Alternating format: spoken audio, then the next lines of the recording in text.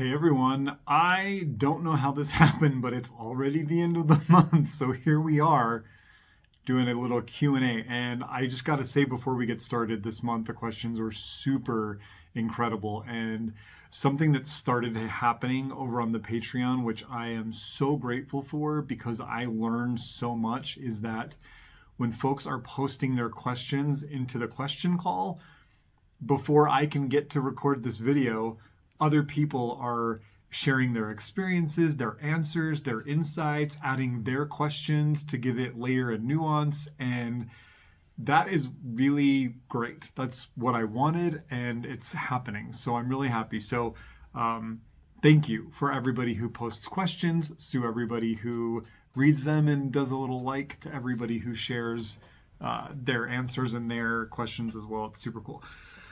We have 1, 2, 3, 4, 5, 6 this month that I want to get to, so I am going to move a little quicker through this, but a couple of these are going to turn into community classes in the coming weeks, so I will note those as we go. Let's start out with Andrea's question. If you want to start, if you want to harvest lavender or rosemary or sage or linden or whomever that grows not in your yard or in a neighbor's yard, but in more public spaces, like in a park or in a parking strip, right? Andrea's questions were, A, is it ethical from an energetic stance? And B, is it safe from a pollution stance? So the first part is really nuanced. I'm not going to unpack this as much as I want to because it will turn into a whole thing, but nobody owns the plants. We steward them. And that should be our sentiment, right? That you can grow whatever plants you want, and the squirrels, the birds, the bugs are going to come and feast all day, every day. It's just sort of a reminder that we're not the masters. We're not the owners. We're not in control. So there's that part of it. The other part of it is, those plants are sovereign beings and they're choosing to show up in that space and thrive by their own accord. Somebody clearly planted them there, but they don't have to do well. They could die. So we want to respect that and harvest from them in the same way that we would harvest from any other plants. Getting permission, sitting with them, not taking more than we need, not taking so much from the plant that it's going to cause them to go into a debilitated state, usually 5 to 15% of a plant, and only if that plant is really healthy. When plants are in public spaces, we also need to be mindful of the fact that there might be other people who will be harvesting from that same plant. And so, I always like to think upstream, like, is there somebody who might be harvesting from that plant and this is their primary form of healthcare. This is what they have access to. I want to make sure I'm leaving plenty for those people. And, is that the case with plants next to a sidewalk or in a public park? Maybe not, but I still think it's good practice to think, this stand is food and medicine for lots of other people, human and non-human like me. So I want to make sure that I'm taking as little as possible. So I think it's ethical. I think when the plant gives permission and it feels right and it's in a place where you can sit with the plant and take your time and only harvest healthy leaves, then that to me implies that the space is supportive enough for harvesting. Again, there are nuances, but common sense. Pollution, that's really what you got to worry about, is that when they're in these kind of public spaces, you have no knowledge and no control over what's been sprayed on them, what's in the soil mixture, how often people are parking their car next to that strip and idling for 45 minutes on their lunch break. You just don't have any idea. And that's why I generally don't harvest from those areas.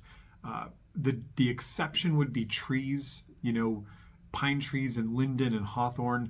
I'll harvest from the side of the tree facing away from the street, and only if I can tell that tree is quite healthy and all that. And it's a gamble. It's a gamble. So hopefully that's helpful on some level. It's always best to steward the plants, garden, get an allotment, a community plot, or if you see people, if you see somebody's house and you're like, man, they've got a rosemary stand as tall as I am, go knock on the door and just say, hey, I would love to cut a few sprigs of your rosemary.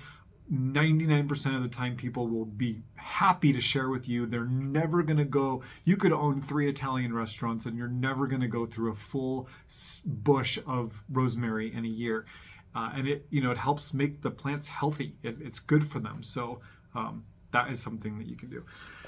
So good question. Thank you, Andrea. Hannah asked, in your opinion, what do you think is the most underrated plant for its medicinal benefits? I love this question, and there are actually a few, but one came to mind the minute I read this question from Hannah, and it was boneset. Boneset used to be a foundational herb in early modern American herbalism, and now almost all kind of contemporary herbalists that I talked, like younger herbalists who are not like my age or older, have no idea about this plant, or they have a misconception. They hear the name boneset and they assume, oh, that's a plant for knitting bones, for bone breaks, for broken bones. No, this is just an unsung hero, in my opinion, especially in American herbalism. And so I won't say too much, but go make friends with boneset. Read up on this plant, get to know this plant. This is a rare example of a super cool, super antiseptic, descending, intensely bitter ally that I will not be without during cold and flu season. To me, boneset is North America's answer to andrographis. Like, I'll just drop that there and leave it. So the answer, Hannah, is boneset. There's 10 more I could talk about, but let's start there. Ask me again next month. I'll give you a different one. Thank you for that great question, Hannah. Lanny, I've noticed that there seems to be a divide in the plant medicine community, but those who work with more psychedelic, hallucinogenic plants exclusively, and those who work with all the other plants. Do you have any thoughts on why? Is there a reason that you can't or shouldn't work with the more mind-altering plants at a strictly spiritual level? So not recreational, not to get high, right? Like using essences instead of smoking or eating. I don't have a particular interest in working with them at this time, but I'm curious about why there seems to be a split. This is a big one, and actually I do have a Friday community class planned, I think, for this coming month, and the topic is why we can't say plant medicine, or something similar to that. So watch for that. Most people I know do a little bit of both. I'm an exception to the rule. I don't work with psychedelic plants or substances at all. I certainly have microdosed Amanita, subperceptive dosing, so I don't think that counts. And maybe that's what you're asking about, in which case I'm a big fan.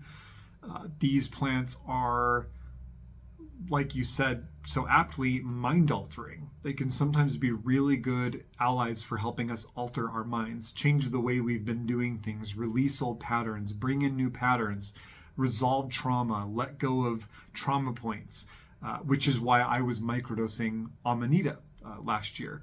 And, I had some good experiences, quiet experiences with Amanita. So, at this point in the whole situation with the herbal renaissance, it's gotten to the point now where if people say plant medicine, we assume they're talking about psychedelic plants rather than medicine made from plants. And that's why there's an intentional divergence happening among traditional herbalists like myself, that we're going to stop using that term plant medicine.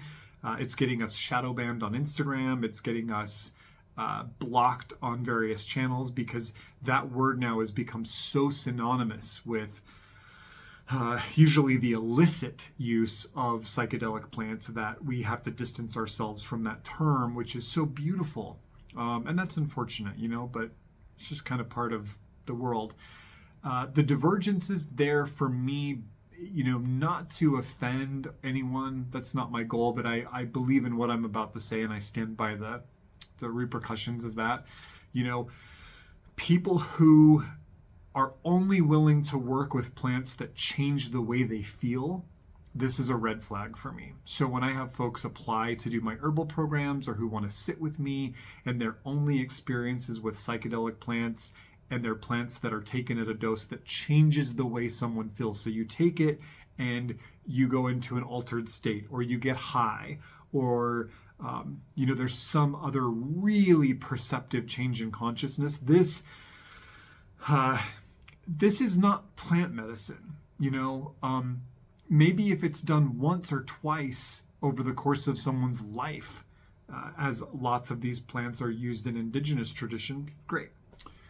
When it's done frequently, my question is why the person needs to change how they feel so often. And a recognition of the fact that it's generally the plants that force us to sit with ourselves, to sit with facing ourselves, that will bring those great changes, make it last longer than the 8-hour trip, right? Lots of people get a lot of big downloads during their trip, and then they come down and they kind of just come back and get right back into normal.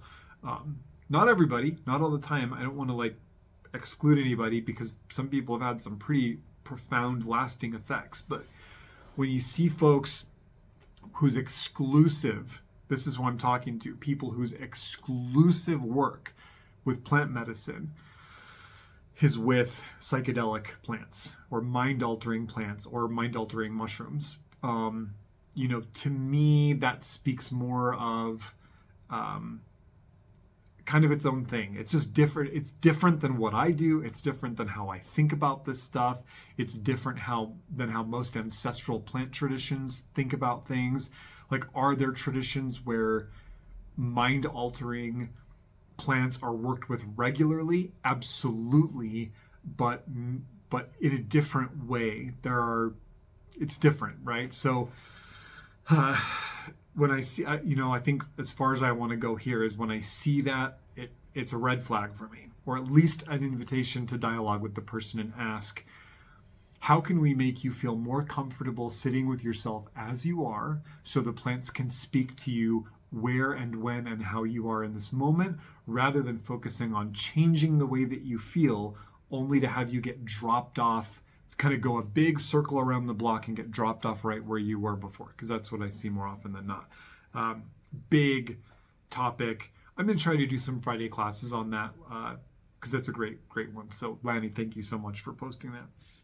Michelle, I would love to know how you introduce clients to plant relationship work, especially when they may not have prior experience with herbalism. In other words, do you encourage your clients to build relationship with their herbs? And if so, how do you go about the introduction during a client session? Oh, I love this question. Let me preface this by saying that many years of my practice I spent talking to people and giving people what I thought they expected and what I thought they wanted and what I thought was status quo, versus what I wanted to do and what the plants instructed me to do and how I was inspired to work with both plants and humans, and have gotten over it. Now I'm kind of unapologetically myself. I do what I want, I say what I want, and if people don't like it, they can communicate that to me, and I will probably know an herbalist who might be better suited to what they're looking for, or they'll be intrigued by what I say and they'll at least be open to explore it. So more often than not, with clients in a first session, unless they make it pretty clear that they're into the deeper spiritual work of the plants, I give them a pretty clinical situation, but keep in mind two things in my practice, how I work as an herbalist. One, my clients 90% of the time get on the table as part of our hour and a half together the first time I've met them, their initial consultation. Talk, dialogue, assessment, pulse, tongue, timelines, history, family history. And then we take a little break, get some tea, go to the bathroom if you need to, and we come back and I get them on the table and I get my hands on them. So most people who work with me by that point have figured out this is not your average, clinical medical situation, that we're going to go down a different path. If somebody was uncomfortable with that for any reason or didn't want to do it, we wouldn't do it. We would skip and we would just keep talking about herbs and we would be done when we're done. But that's part of it. And after that, I have stories to tell them. I have things to tell them about my experiences, what I saw when I was scanning them and connecting to them, and what plants came through and stood up for them as I was doing that. And so that usually opens up some conversations, right?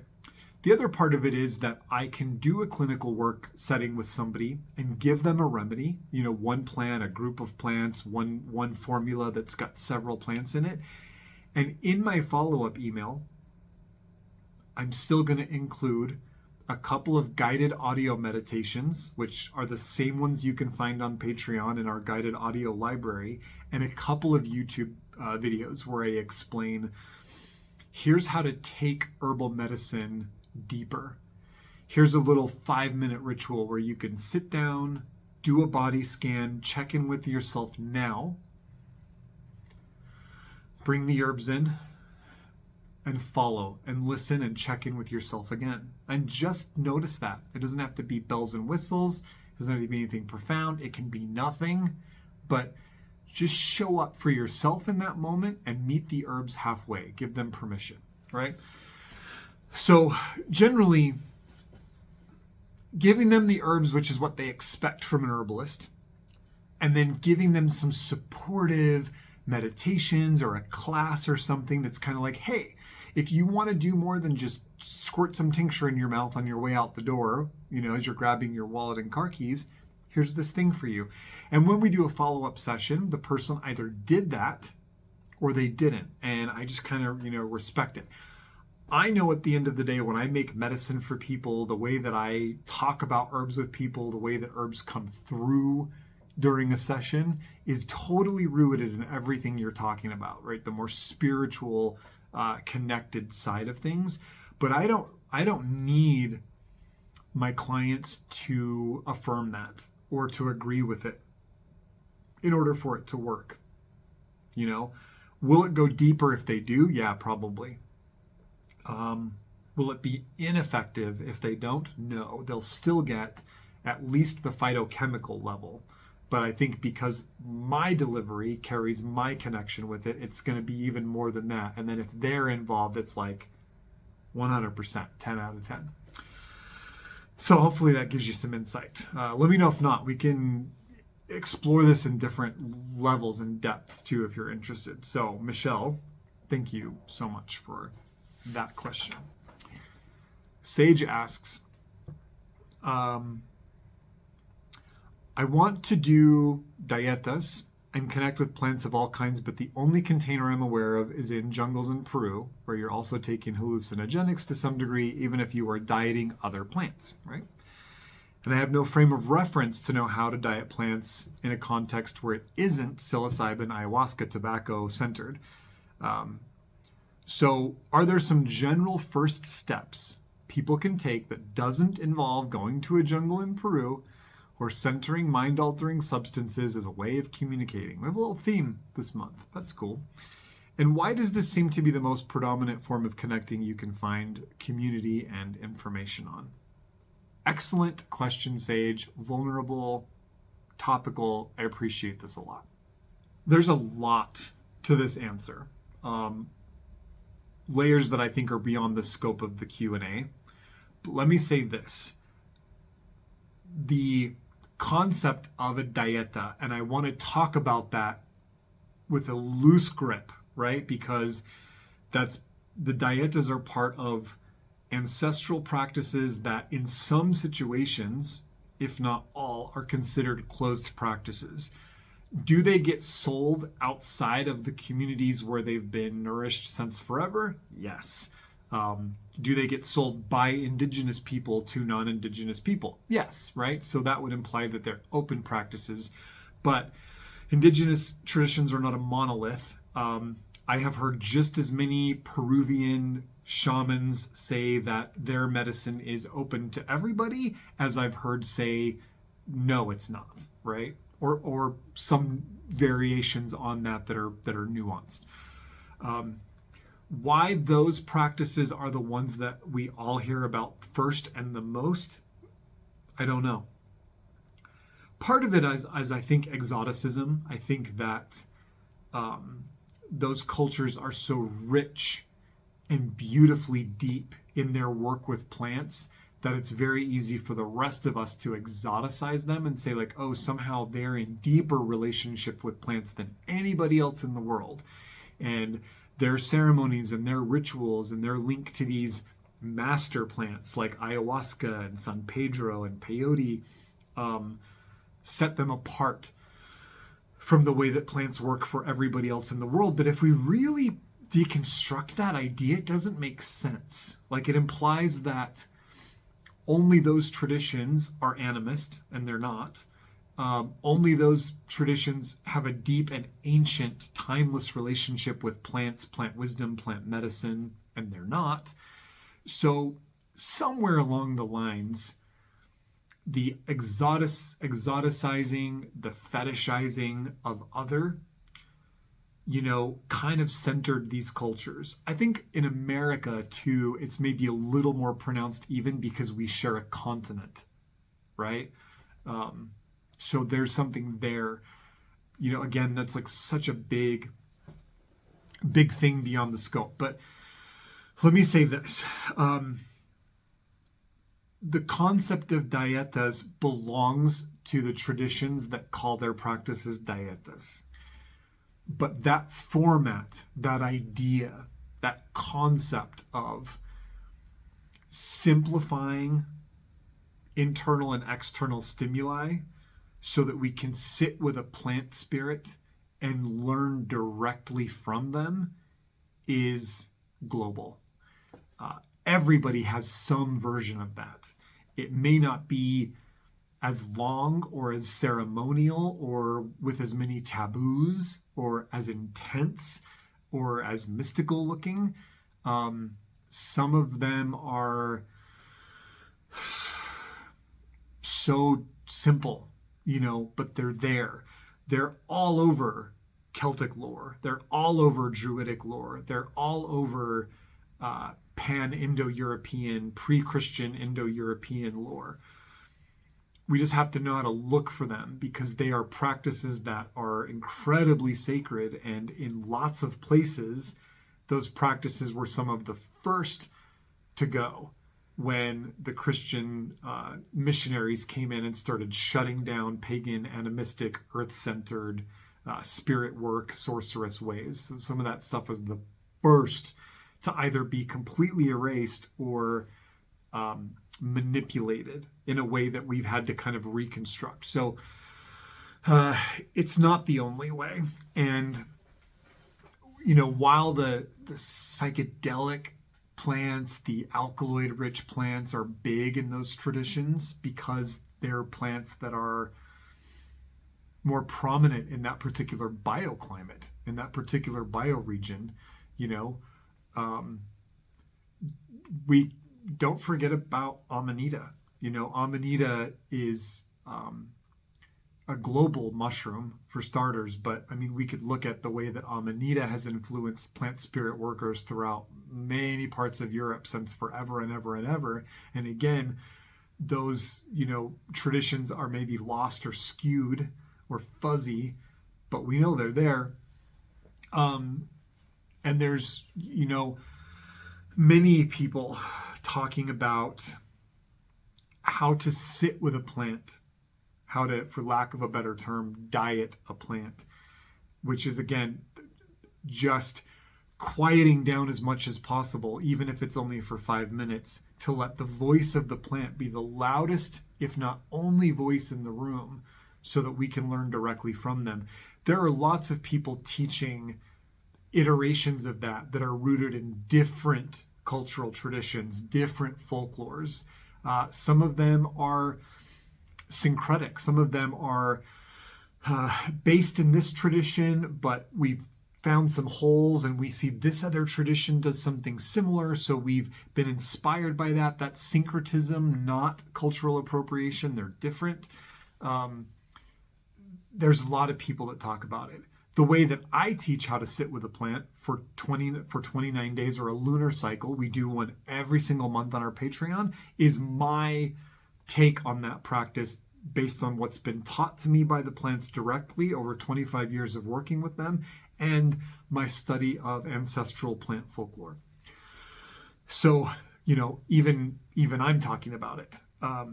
There are lots of books, lots of teachers talking about how to sit with plants, how to commune with plants, how to hunt the initiation, how to seek the key for your heart lock, right? So it's out there. And I know it feels like everywhere you turn, it all kind of goes back to that same place and point you're talking about, but it's not.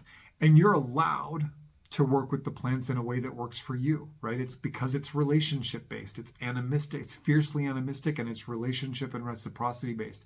You're allowed to learn from people in a respectful and supportive way, and then figure out what works for your personal relationship with plants and make that your practice. Totally fine. Sage, thank you. Beautiful question. I really appreciate that. If as with all of these, if you don't get the answer you need, if I misread it or went on a tangent and never came back, let me know. We'll do it again. We'll do another one. Last one we're going to do. We're at over 25 minutes. Chan asks, in your book, Spiritual Herbalism, you mentioned that plants are beings of narrative. Could you dive into that aspect a little and maybe talk about how herb crafters have been not only keepers of secrets and knowledge, but keepers of story? It's something that keeps being alluded to in things I'm reading, but I'm curious about the part story plays in this process and want to go a little bit deeper. Okay, so I have a few different ways that I can explain this, and I'm going to try to touch on all of them. I might just whet your appetite a little bit, but I think it'll point you in directions. So first, everything we know ancestrally about plants comes from story, right? There aren't, until early modern times, we don't really see this concept of make a list of things this herb is good for, this thing we can use this herb for in service of the human exceptional narrative. We don't see that until now. Before that, what was written about herbs, even when it was pretty reductionist, when it was pretty reduced, was still story.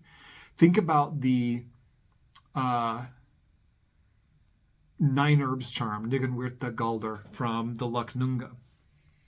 Even though there are lists of the medicinal and magical virtues of plants written in that charm, oh, mugwort, you're good for this and this and this, it's written in story form.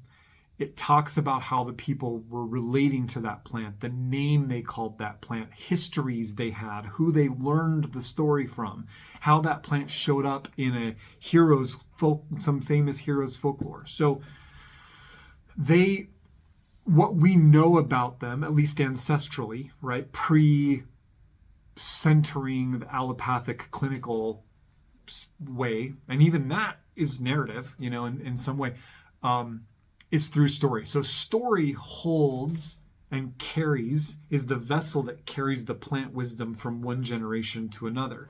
And for folks that have sat with me in ritual and classes and workshops, you know that I try to wrap all the herbs up in a story. I'll say let me tell you this story about linden, and let me tell you the story about chocolate, and let me tell you the story about rosemary. Because that's how we transmit these mysteries, along with sitting with the medicine ourselves. And B, you'll remember them. If I just give you a list of 10 things rosemary is good for, cool. But if I tell you a story about rosemary and the folk name Rosmarinus, dew of the sea, and how the plant got that name and how that relates to the ways that our ancestors worked with that plant, you will never forget that. That'll be deep in your marrow, right? So story holds the plants, and then conversely, plants tell the stories, right? And we know this, and the reason that I say is that they're beings of narrative, because when we sit with them, they narrate self to us, right? They give us ahas and realizations and movements in the body and images and memories and ideas and words that are more akin to the romance and depth of story than a reductionist list of here are things I'm good for. When people sit with a plant, they have a story to tell about the plant. They have a story to tell that the plant told them directly, right? So we're sitting with dandelion right now, and everybody who's doing that sit now will have a story that dandelion told them, even if it was just every time I took this tincture and sat quietly and listened to the medicine, the following things happened. And that is the beginning of a story. That's the first little part of the rubber band ball, right? So then every time you add to that, you put more rubber bands on, and then you hand it to somebody else and they put their rubber bands on, and before you know it, you have a rubber band ball of dandelion stories. So, our stories conceal the mysteries of the plants, and the plants teach us through the format of story or song, which to me is the same thing. Their revelations of green gnosis are not ever reductionist, and they're not ever tidy. In fact, sometimes they come through so fractally and so squishy and big that we don't think anything happened, right? People are like, I sat with that plant and I didn't get anything. And you're like, oh, you did, but it was so diffuse and squishy that you got a narrative downloaded to you rather than something nice and tidy, which is maybe what we expected. The other part of it is all of the good folklore involves plants, right? They show up one way or another, and they carry, in a lot of stories and a lot of folklore, they carry the mystery that transcends the moral of the story. Okay, so we talk a lot about fairy tales and folklore having a moral to the story, like a should and should not, a taboo, something that we should or should not do to be good people. That's like surface level. That's like the onion paper, right? When the plants show up in folklore, they're actually concealing a truth about the story that goes beyond morals and ethics and into the spirit of things. The meat, the heart of the onion through all the layers is what the plants hold. So we're always looking for how a plant shows up in a story, in folklore.